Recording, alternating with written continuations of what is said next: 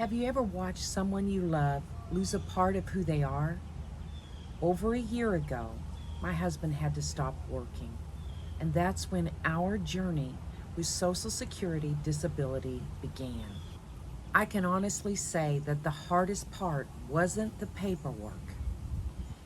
It was dealing with the emotions that come after you fill out the paperwork. My husband didn't quit, didn't stop working because that's what he wanted to do. He was a hard worker his whole life. He was in the construction field, a painter. He loved building and creating things that made people appreciate his work, his talent, his art.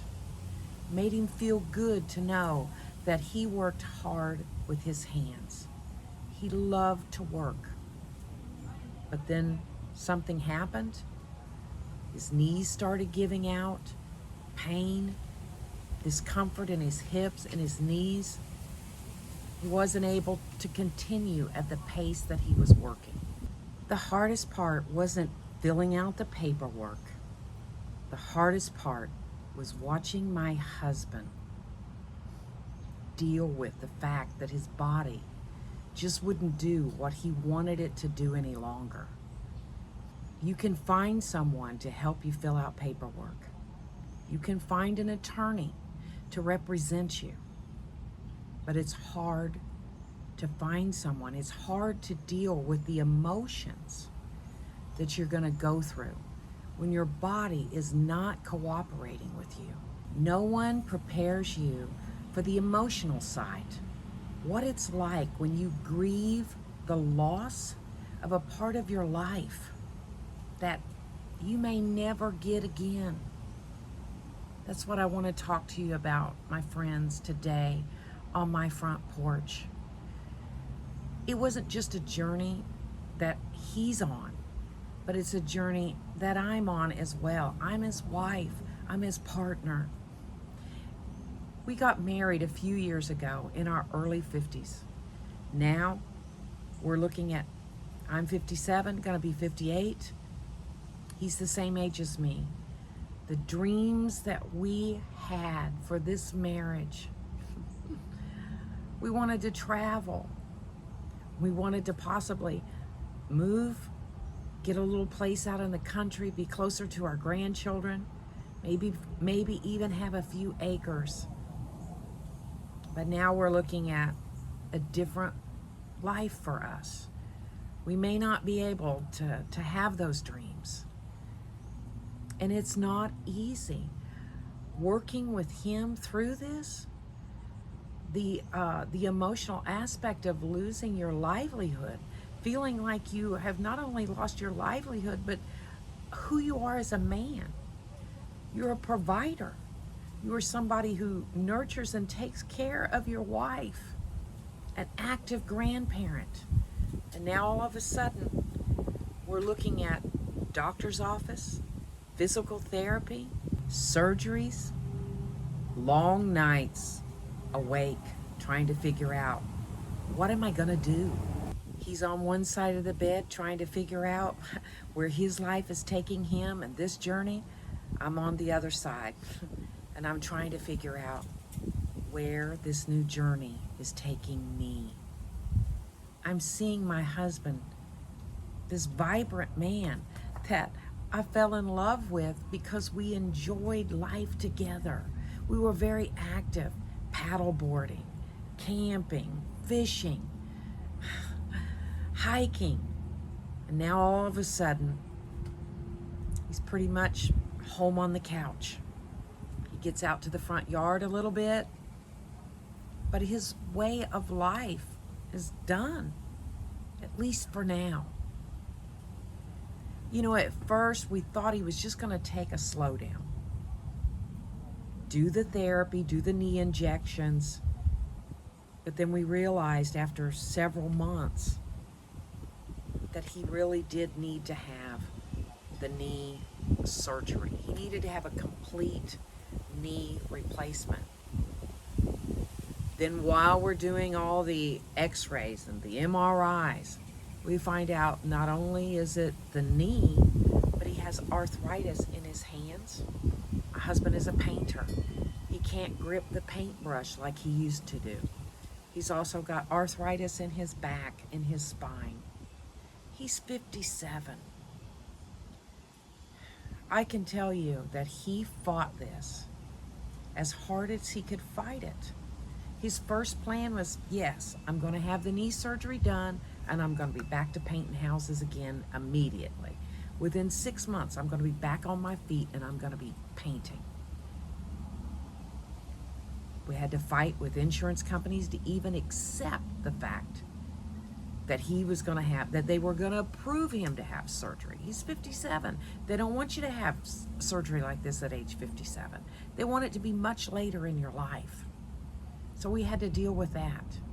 More delays. More restless nights. More income being tight. We had to decide about things that, what was essential and what wasn't essential. How to cut back on our finances, because now everything is on me. And things had to change. This wasn't just about what he was going through, but it was also about what I was going through. It's a new marriage. And I love him. And I want to help him. And I want to fix it. But I can't fix it. How do I deal with the fact that I can't fix it? Wasn't easy, and it's still not easy. Restless nights, tossing and turning, stress. How are you going to do it? How are two people going to live on one income? Most people live their life where it takes two incomes to build the life that you want to have. Now all of a sudden, you're looking at one income. And you may be looking at this one income for a year, 2 years. I've even heard it takes 3 years before you can get your disability approved. You know, my friends, we don't have some glass ball that we can look into and we can see what our future is going to be like. As we age and as we get older and we go into our second half and the retirement part of our life, we know that we're going to face things that are going to be difficult. And we're going to have to grow together as couples. But one of the things that I want to encourage you that you can do as a couple, grow together, still keep your love alive. Yes, I know things are hard and are stressful. Your blood pressure is up and you've got all kinds of anxieties and fears about what's going to happen in this part when you're waiting for the disability to be approved. But you don't have to lose your relationship with each other. They're still the person that you love. They're still the person that you married.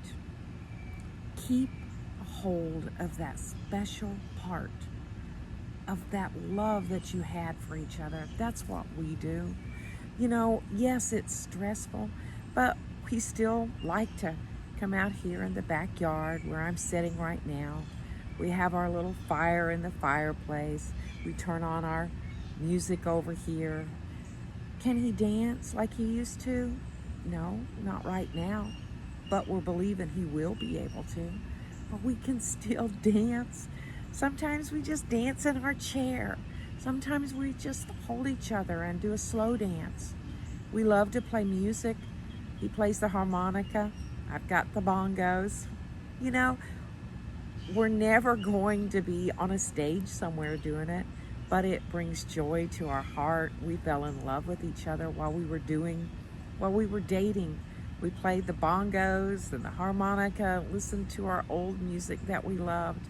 We sit out here in this beautiful backyard underneath this gorgeous beautiful, magnificent oak tree, all these beautiful blessings that God has given us. And we just hold on to those, and we pray, and we have our faith in God that He's going to lead us.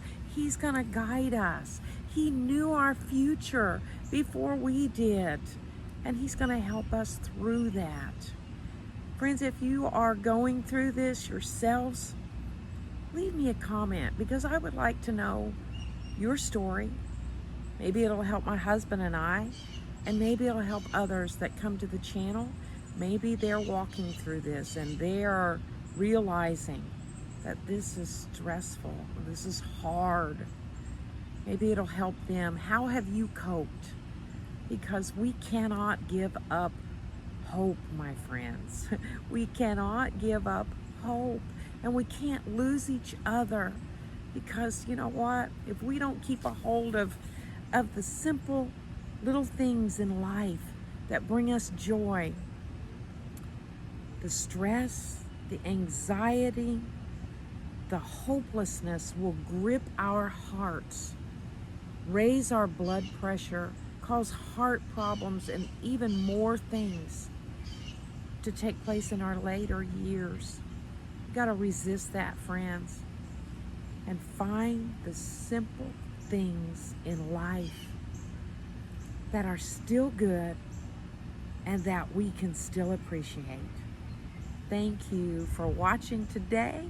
I hope you join my channel and subscribe. I appreciate you, and leave me a thumbs up, a comment, because that really pushes out and will help this channel, Raised on the Moon, help people that are looking for hope, simple things about life, relationships, marriages, and the second part of our life, which can be our golden years.